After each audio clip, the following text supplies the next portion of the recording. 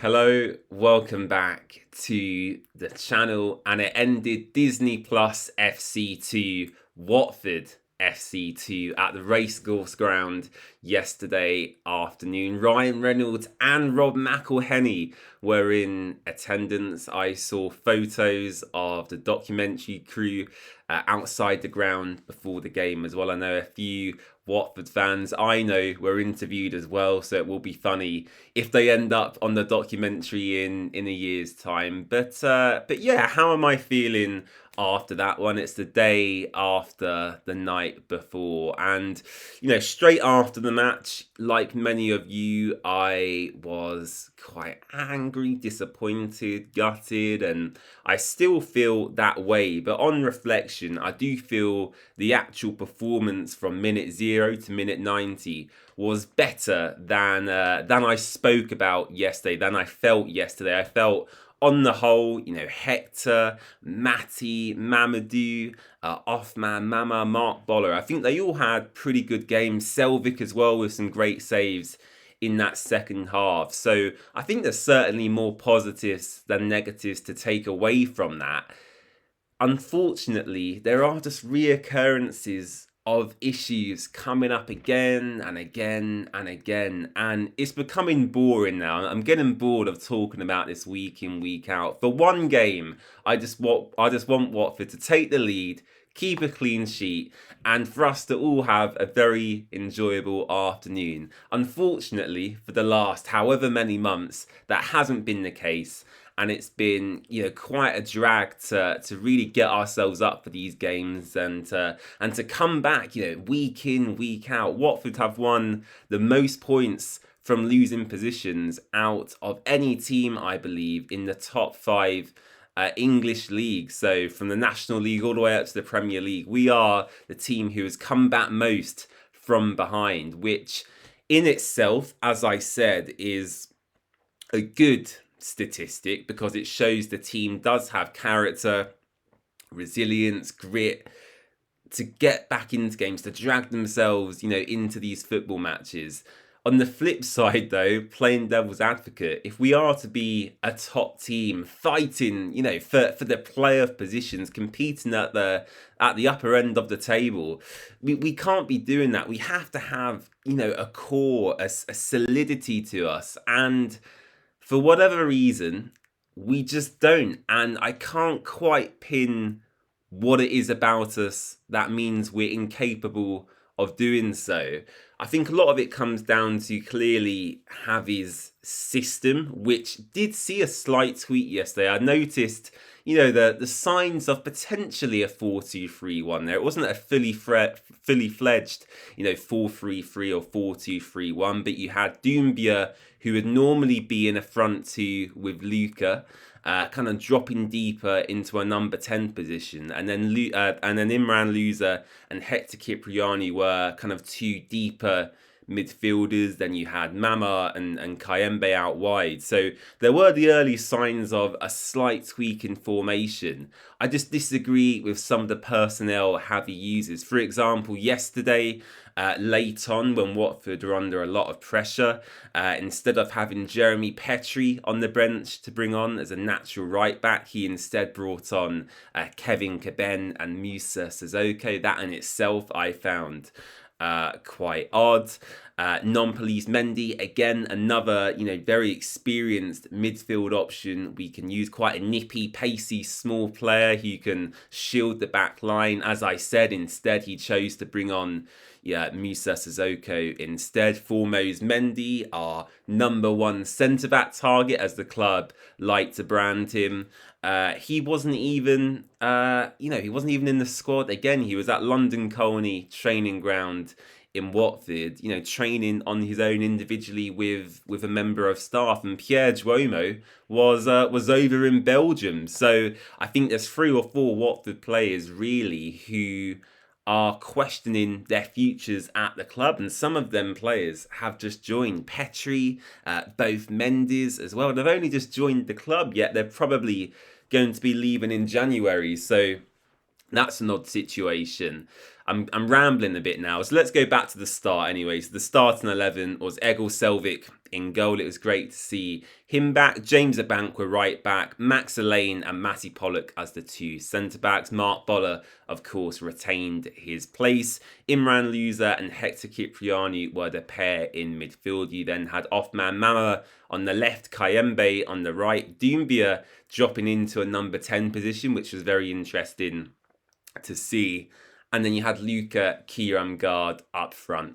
The game started quite positively. I think the general 90 minutes actually was quite entertaining for anyone to watch, whether you were a Wrexham fan, a Watford fan, or a neutral watching from home as well. Watford having a couple of half chances on goal. Unfortunately, that was all undone. I think it was Matty James with a ball straight over the top of the Watford defence to find Josh Windass running through. Boller and Max Elaine not tracking their runners there, and really he just got a good contact, got the shot on target.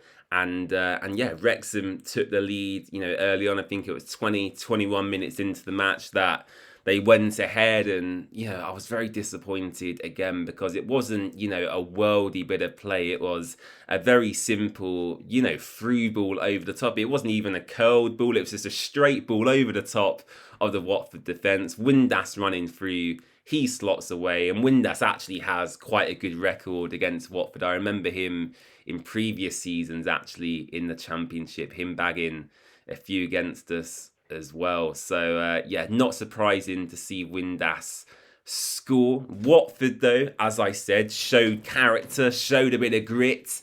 We fought back, and Mamadou Doumbia got us on level terms. Wasn't the prettiest of goals you'll ever see. I don't think it will be winning the Watford FC 25-26 goal of the season award, but he used his left foot. He kind of shimmied himself into a bit of space, got a good contact. The ball took a deflection and it went over a Conwo and found itself into the back of the net, taking a deflection off the bar. As I said, that got Watford back onto level terms. And then Othman Mama put Watford ahead over on the left-hand side. The ball coming in from the right, it took a deflection off, I think, Luca, who attempted a header. Boller then had a shot deflected, and that fell into the path of our Moroccan magician, Othman Mama. A really good strike on his left foot, and yeah, he sent the Watford fans into raptures just before half time. And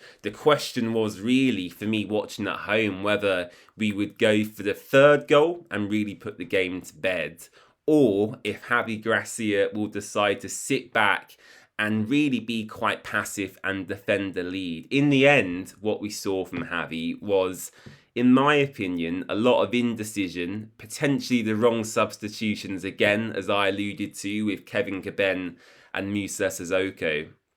And I just felt we invited the pressure a lot in that second half. Phil Parkinson and Wrexham threw everything at it. They made all their substitutions through and all the attacking players they had and really put us under pressure. Whereas Javi, it was a weird one. I'm not quite sure what he was trying to achieve with his setup, the system, how much we sat back. Wrexham were pressing high from the off yesterday, and they caught us out a few times. And the fact Javi didn't identify a solution to that was really concerning to me. And ultimately, in the end, their pressure, come up trumps really.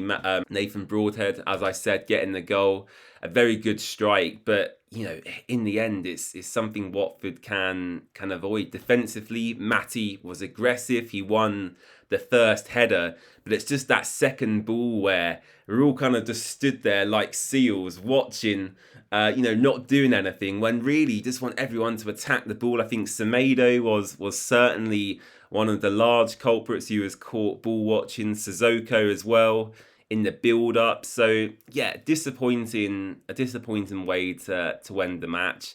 There's a lot of pressure on Stoke City next week at Vicarage Road. Now, I do have to say, I think if Javi lost that and in the subsequent game to follow against Leicester City, if he lost that as well, I do think, questions, not by me necessarily, but questions by other fans do start getting asked about how long he has left, because, regardless of his pedigree and what he's done at the club before, we know Gino's history. We know what he's like. We know what he did with Rob Edwards, Paolo Pezzolano, and all the other managers that come before. He's got a history of sacking people when he thinks results aren't going his way. So I just want Javi to be a bit more positive. As I said, if he can, use his wider squad. He doesn't seem to favour 4, 5 or 6 players at the club for some reason, whether that's attitudes, physicality, pace. I don't know what it is. I wish Javi would come out and tell us. What I want to see from him moving forward is definitely a shift to a more defensively sound formation. During AFCON, we're losing Mamadou Doumbia and Edu Kayembe, which hopefully should force his hand when it comes to that. And also, try and use your wider squad players. Please, Javi, I know you don't want to, but really, Watford only have two players out injured. We've got Caleb Wiley, 3 actually, yeah. Caleb Wiley, who, let's be frank, hasn't been available all season, so we can forget about him. And then you've got Rocco and Quadwo, who are unavailable. Aside from that, he has a fully fit squad who are available and ready to go. So no excuses really for me over the Christmas period. We need to see some consistency now. He should know his best 11, his best system, formation, and I just want to see some progress and hopefully some clean sheets and wins in the coming weeks and months. So let me know your thoughts on Wrexham in the comments down below. Let me know your man of the match. I appreciate I've waffled a load of nonsense in a random order today, so thank you